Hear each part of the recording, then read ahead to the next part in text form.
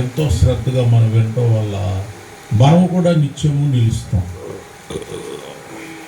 మనం దేవుని వాక్యాన్ని విని మన హృదయంలో మరియ భద్రం చేసుకుంది. క్రిస్మస్ రోజున పలికిన మాటది మన హృదయంలో భద్రం చేసుకుంటే ఏం జరుగుద్ది? మనం కూడా నిత్యము. ఇంకో విషయం మీకు తెలియదు, మన శరీరము నిత్యము నిలిచేది కాదు. మనలో ఉన్నటువంటి ఆత్మ శాశ్వతమైంది. ఉంటే పరలోకంలో ఉంటాం, లేకపోతే నరకంలో ఉంటాం. రెండు చోట్లు. శాశ్వతమైంది ఏంటి? భూలోకం కాదు, పరలోకం. శాశ్వతమైంది ఏంటి? నీలో ఉన్న ఆత్మ. ఆత్మకు ఆహారం ఇది వాక్యం అంటే. వాక్యం అంటే ఏంటి? మనం భోంచేసాం కూటానికి ముందు, అది తాత్కాలికమైన ఆహారం. యెషయా 6:63లో మాట ఉంది, శరీరము కేవలము నిష్ప్రయోజనము, ఆత్మ నిత్యము ఉంటుంది. మన ఆత్మకి చావు లేదు అన్న సంగతి మీకు తెలుసా? మన శరీరానికి చావు ఉంది, ఇవాళ రేపో చనిపోతాం, అయిపోయినట్టు కాదు. అది అసలు కథ చనిపోయిన వెంటనే మొదలవుద్ది. చనిపోయిన వెంటనే దేవదూతలు వస్తారు. నువ్వు నిజమైన దేవుణ్ణి, యేసుప్రభుని నీ హృదయంలో చేర్చుకుని నువ్వు నిజంగా రక్షణ పొంది నీతిమంతుడు అయితే అప్పుడు పరలోకం నుండి దేవుడు ఎవరిని పంపుతాడు? దేవదూతలను పంపించి ఈ శవాన్ని మామూలుగా కార్యక్రమాలు చేసేస్తారు. 2 పెట్టెలు పెట్టేసి సభలు పెట్టేస్తారు. ఇది కార్యక్రమం మామూలే. కానీ పరలోకం నుండి కార్యక్రమం ఒకటి జరుగుద్ది. పరలోకం నుండి దేవదూతల్ని పంపిస్తారు. ఎక్కడికి? శవం దగ్గరికి పంపించి ఏం చేస్తాడు? ఇదిగో ఈ అబ్బాయి చనిపోయాడు, మట్టిలో పెట్టేస్తున్నారు, నీవు ఈ ఆత్మని, ఆ అబ్బాయి దేవుణ్ణి నమ్మాడు, నా ఎందుకు విశ్వాసం ఉంచాడు, తన పాపాలు ఒప్పుకున్నాడు, కాబట్టి నేను క్షమించాను, కాబట్టి ఆ అబ్బాయిని పరలోకంలో తీసుకురమ్మని చెప్తాడు. ఎవరితో? దేవదూత. అప్పుడు దేవదూతలు వచ్చి ఏం చేస్తారు? నీ ఆత్మని, శరీరాన్ని తీసుకెళ్ళరు. శరీరం ఎలాంటి శరీరమైనా, ఎవరి శరీరమైనా మట్టిలోకే పంపించేయాల్సిందే. ఆత్మను మాత్రం, నీ ఆత్మను మాత్రం ఎక్కడ తీసుకెళ్తారు? పట్టుకుని దేవుని రాజ్యంలో, పరలోకంలో తీసుకెళ్తారు. పరలోకంలోకి నువ్వు తీసుకెళ్ళాలంటే, నిన్ను తీసుకెళ్ళాలంటే ఏముండాలి? నీకు అర్హత ఉండాలి కదా. ఉండాలా వద్దా? అందరినీ పరలోకంలో తీసుకెళ్ళిపోతారు అంటలేదు నేను.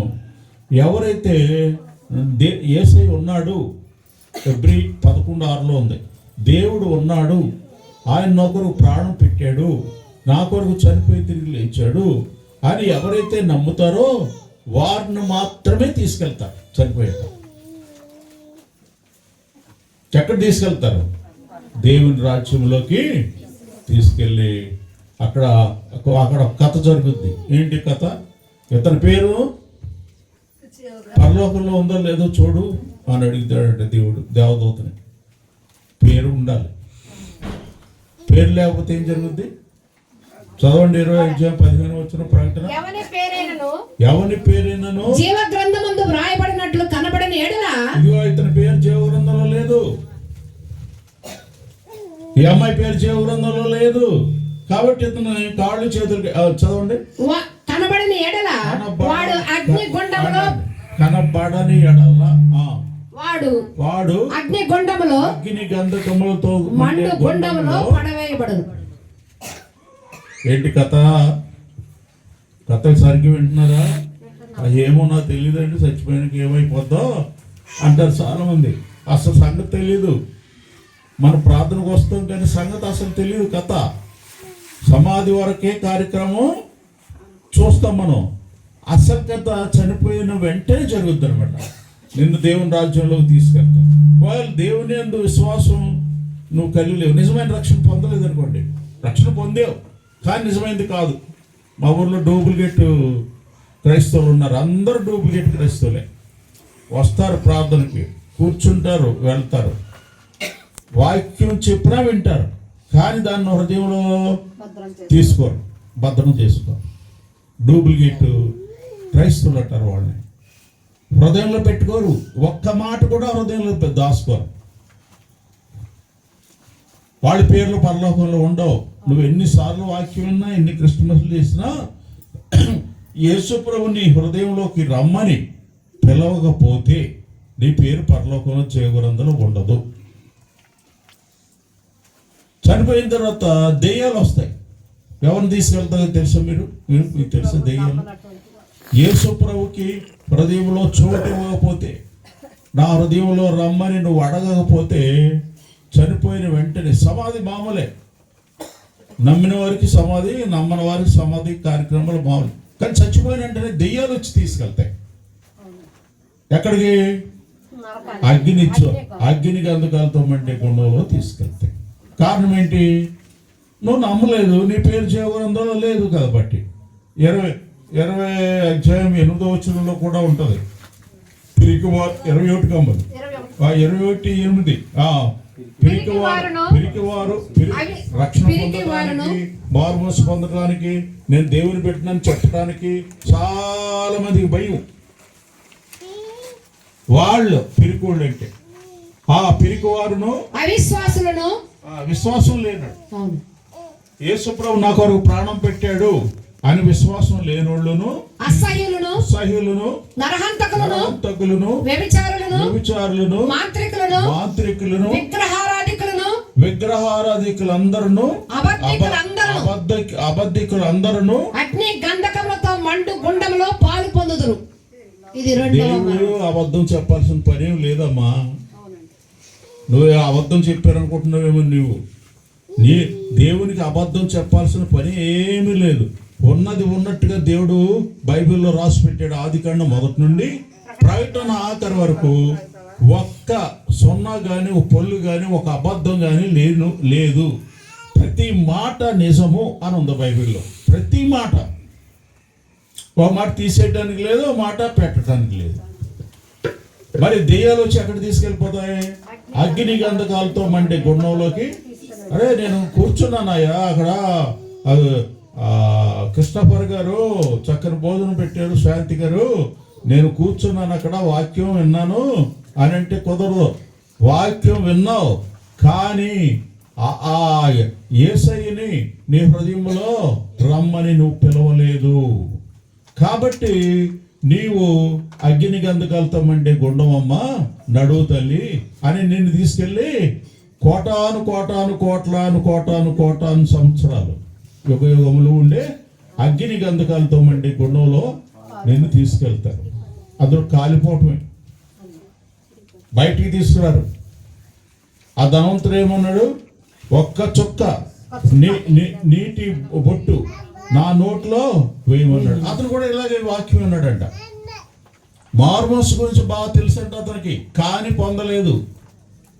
మా ఊర్లో వాళ్ళకి అందరికీ మారుమనస్సు గురించి తెలుసు, రక్షణ గురించి తెలుసు. ఈ పాటలన్నీ చక్క పాడతారు. ఇప్పుడు పాడిన పాటలన్నీ రక్షకుడు ఉదయించాడు నాడట, ఎన్ని పాటలు పాడతారో. కానీ హృదయంలోకి రమ్మని మాత్రం ఒక్క మొక్క మాత్రమే చెప్పరు, ఒక మొక్కే చెప్పరు. మీరు అన్నీ చేస్తారు. అసలు ఇదేం డెకరేషన్, పిచ్చి ఎక్కిపోద్దనమాట ఆ గుళ్ళో డెకరేషన్. చాలా అడావిడి చేస్తారు. కానీ యేసు ప్రభుని హృదయంలో పెట్టుకోరా, నీ పాపాలు దేవుడు క్షమిస్తాడు రా అబ్బాయి అంటే మాత్రం వాళ్ళు చేయరు. ఆ పని ఒక్కటి మాత్రం వద్దంటారు అంతే, అది మాత్రం చేయరు. అందుకే ఆ ఊర్లో ఉండి ఇంకో చోటకి వెళ్ళిపోయి దేవుని కొరకు నువ్వు జీవించని దేవుడు మాతో చెప్పాడు. అందరూ ఆ దేశంలో విగ్రహాలను చేస్తున్నారంట. అబ్రాహం ఒక్కడితో దేవుడు అన్నాడంటారే, నీ ఊరు నుండి, నీ యొక్క బంధువుల నుండి విడిచిపెట్టేసి నేను నీకు చూపించే దేశానికి వెళ్ళు అన్నాడంట. ఎందుకని? వాళ్ళు రక్షణ పొందరు, పొందేవారిని పొందనివ్వరు, దీవించబడరు, దీవించబడే వారిని దీవించబడనివ్వరు. చూడండి 12:1. నీ- అందుకని యెహోవా ఆదికాండం 12 1 తీసిన వారు చూసుకో. యెహోవా యెహోవా నీవు లేచి నీవు లేచి నీ దేశం నుండి ఆ, నీ బంధువుల యొద్ద నుండి ఉమ్. నీ తండ్రి ఇంటి నుండి బయలుదేరి ఆ. నేను నీకు చూపించు దేశమునకు వెళ్ళము. ఉమ్. నిన్ను గొప్ప జనముగా చేసి ఉమ్. నిన్ను ఆశీర్వదించి నీ నామమును గొప్ప చేయుదును. నీవు ఆశీర్వాదముగా నుందువు. ఉంది. నిన్ను ఆశీర్వదించు వారిని నేను ఆశీర్వదించేదను, ఉమ్. నిన్ను దూషించు వారిని శపించేదను. ఉమ్. భూమి యొక్క సమస్త వంశములు నీ యందు ఆశీర్వదింపబడును. బడునని అబ్రహాముతో అనగా. అబ్రహాంతో చెప్పాడు, నీవు ఆ విగ్రహారాధన ఉన్న ఆ ఊరు నుండి వదిలేసి నేను నీ చూపించే దేశానికి వెళ్ళు అన్నాడు. వెంటనే అబ్రహాము ఆ దేశాన్ని, ఆ బంధుమిత్రుల్ని, ఆ ఊరిని, ఆ ఇల్లుని వదిలేసి దేవుడు చూపించే దేశానికి వచ్చాడు. అక్కడ రక్షణ పొందాడు. అక్కడ తన పాపాలన్నీ దేవుని దగ్గర ఒప్పుకొని విడిచిపెట్టాడు.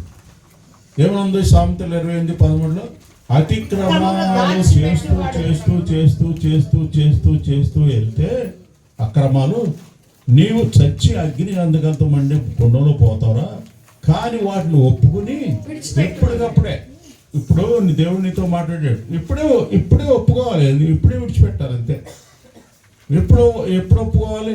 వెంటనే ఒప్పుకోవాలి, వెంటనే విడిచిపెట్టాలి. అప్పుడు పరలోకం నుండి ఏమొస్తుందంట? దేవుని యొక్క కనికరం వస్తుంది. అది దేవుని కనికరం ఊరికి అందరికి రాదు. నా పాపాలు దేవుని దగ్గర ఒప్పుకుంటా ఉంటాను ఎప్పుడు ఒకసారి కదా 2 సార్లు, ఎప్పుడు క్షమించమని అడుగుతాను, విడిచిపెడతాను. అందుకని నేను కనికరం పొందుతాను, కనికరం పొందవు. నీ ప్రార్థన వినాలి అంటే ఒకే ఒక రహస్యం ఏంటి? దేవుడు ప్రార్థన వినాలంటే ఏంటి? ఆయన పరిశుద్ధుడు కాబట్టి నీ హృదయాన్ని కూడా పరిశుద్ధపరచుకుంటేనే నీ ప్రార్థన దేవుడు వింటాడు. హృదయ శుద్ధి గల వారు ధన్యులు, వారు దేవుడిని చూస్తారు. వారి మాట దేవుడు వింటాడు అంతే. నీ మాట దేవుడు వినాలంటే నువ్వేం చేయాలి? పరిశుద్ధపరచుకోవాలి హృదయాన్ని. అందుకే పరలోకం నుండి భూలోకంలో దేవుడు వచ్చి సిలువలో రక్తము చిందించాడు. ఆ రక్తము ప్రతి పాపం నుండి మనల్ని కడుగుతాడు. ఆయన చోటు లేదు, పుట్టడానికే భూలోకంలో చోటు లేదు. పశువుల పాకలో జన్మించాడంట. పశువుల పాక అంటే నీ హృదయం, నా హృదయమే. పుట్టినప్పుడు ఆయనకి ఏమీ లేదు. పశువుల పాకలో పుట్టడానికి ఏంటంటే కర్మ. ఆయన పరలోకం ఆయనది. పరలోకంలో స్వచ్ఛమైన బంగారపు రోడ్ల మీద తిరిగేవాడు ఆయన. ఎందుకు కర్మ అండి? ఆయన భూలోకంలోకి ఎందుకు వచ్చాడు? నీ పాపాలతో నువ్వు చనిపోతే ఆ అగ్నికి ఎందుకు వెళ్తామంటే గుండంలోకి వెళ్ళిపోవడం ఆయనకి ఇష్టం లేక పరలోకం విడిచిపెట్టి నీ వలె నా వలె స్వరూపం, మనిషి స్వరూపంలో భూలోకంలోకి వచ్చాడు. అంతకంటే గొప్ప విషయం ఏంటో తెలుసా? ఆయన రమ్మని అడిగితే నీ హృదయంలోకి వస్తాడు.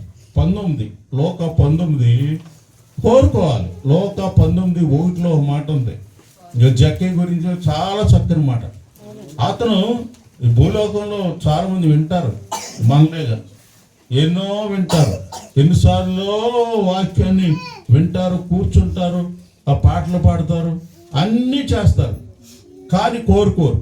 చదవమ్మా 19:1 అంటే ఆయన సంచరించుచు ఎరికో పట్టణంలో ప్రవేశించి దాని గుండా పోవచ్చుండెను. ఇదిగో సుంకపు గుర్తుదారుడును ధనవంతుడునైన జక్కయ్య అని పేరు గల ఒకడు యేసు ఎవరో అని చూడడానికి కోరిక ఉండాలి. రక్షణ పొందడానికి కోరిక ఉండాలి లోపట. నేను మారుమనసు పొందాలని కోరిక, నీకు తపన ఉండాలి. ఆ తపన లేకపోతే దేవుడు నీకు కనపడ్డు. కోరాడంటే ఏం కోరుకున్నాడు? నేను చూడాలి యేసయ్యని, నా ఇంట్లోకి యేసయ్య రావాలి అని కోరుకున్నాడంట. ఎందుకు ఆయన హృదయంలోకి రమ్మని కోరుకున్నాడు తెలుసు మీకు? ఇప్పుడే చదువుకున్న యెషయా 9:11 ఆయన ఆశ్చర్యకరుడు. మీకు వినపడుతుందా? ఆశ్చర్యకరుడు నా హృదయంలోకి రావాలి. ఏ పని చేసినా ఆశ్చర్యకరంగా చేస్తాడు ఆయన. ఆశ్చర్యకరమైన పనులు చేస్తాడు.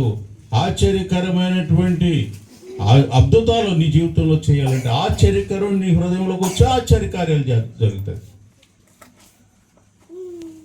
నీ హృదయంలో ఈ ఆశ్చర్యకరుణ్ణి రమ్మని నువ్వు అనకుండా ఏ ఆశ్చర్యకార్యము నీ జీవితంలో జరగదు. కోరుకోవాలి.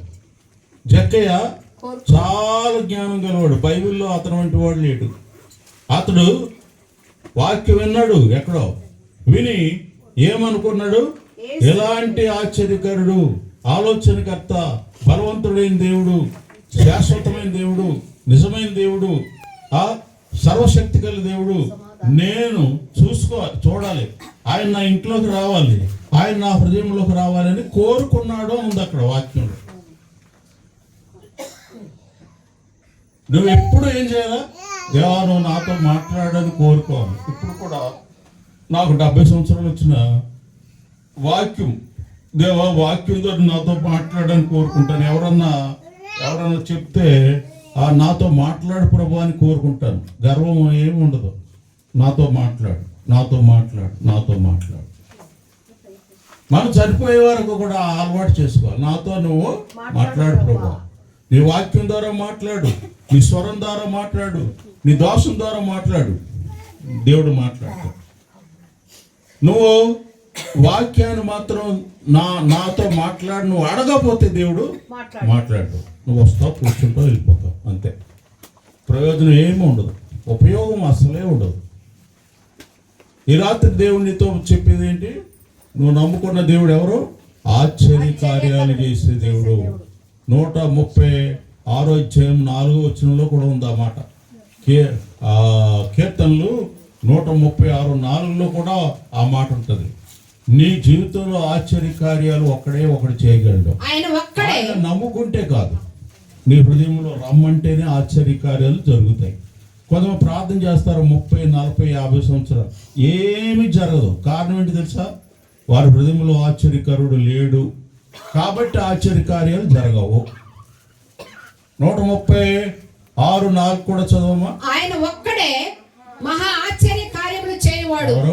ఆయన ఒక్కడే, యేసు ప్రభు ఒక్కడే ఆశ్చర్య కార్యాలు నీ జీవితంలో, నీ బ్రతుకులో చేయగలడు.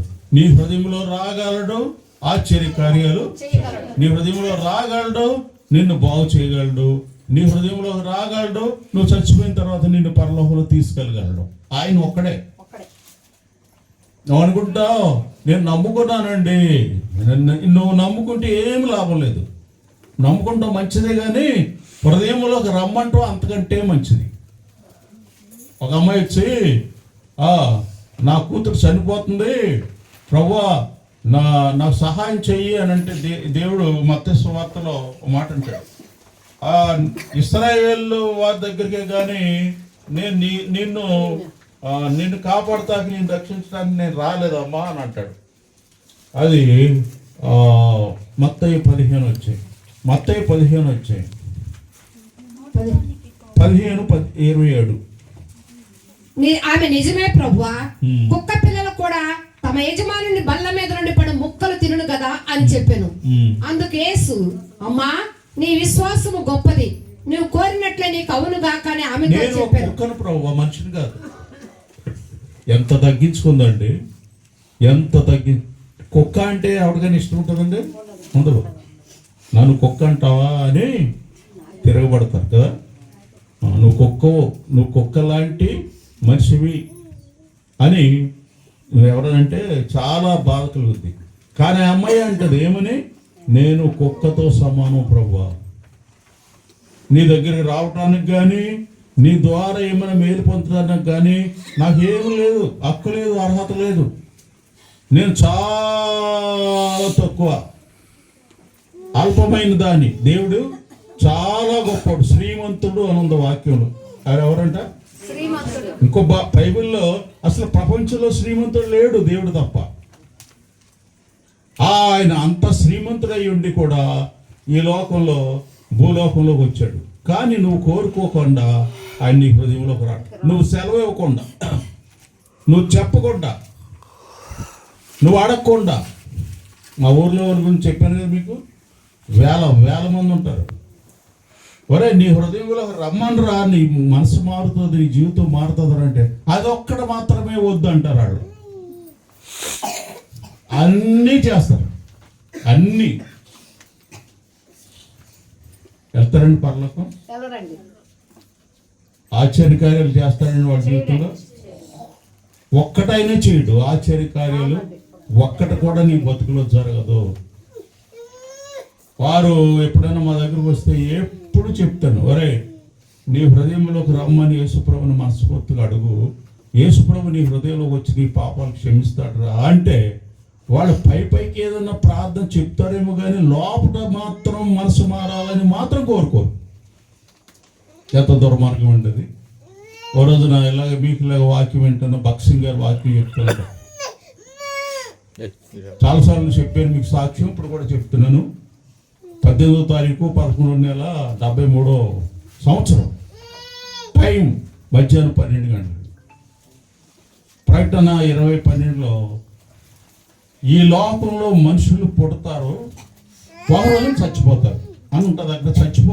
చచ్చిపోయిన వారు అందరూ కూడా దేవుడి దగ్గర నిలబడతారు ఆత్మలు అని ఉంటది. చదువు. మరియు గొప్పవారేమి కొద్దివారేమి చనిపోయిన వారందరూ ఆ సింహాసనం ఎదుట నిలబడి ఉండట చూచితిని. తర్వాత తీర్పు ఉంటదంట. ఆ వాక్యం భక్సింగ్ గారు చెప్తున్నారు. నేను కూడా చచ్చిపోతాను ఒక రోజున, నేను కూడా నిలబడతాను. అప్పుడు నా గతి ఏంటి? అక్కడ నా పేరు లేదు, పేరుకు మాత్రమే వెళ్ళేవాడిని, కూర్చునేవాడిని, ప్రార్థన చేసుకునేవాడిని, పాట పాడేవాడిని, పేరుకు మాత్రమే. హృదయంలో వేసుకో లేడు. 17 సంవత్సరాలు వచ్చినప్పటికి నాకు. అప్పుడు భక్సింగ్ గారు అన్నారు, ఇప్పుడైనా నీ హృదయంలోకి దేవుడు రమ్మని నువ్వు కోరుతా నీ హృదయంలోకి వస్తాడంటే గంట సేపు కన్నీటితో ప్రార్థన చేసుకున్నాను, నా హృదయంలోకి రా ప్రభు, ఇంకా నేను పాపం చేయను, ఇక మీదట నీ కొరకు జీవిస్తాను అని అడిగారు. వెంటనే ఆయన ఆ వాక్యం ఏం చెప్పారు తెలుసా? ఎబ్రి 10:17 చెప్పారు, నీ పాపములు నువ్వు ఒప్పుకున్నప్పుడు దేవుడు క్షమించేశాడు. ఆ పాపములు ఇంకా 10 వారి అక్రమములను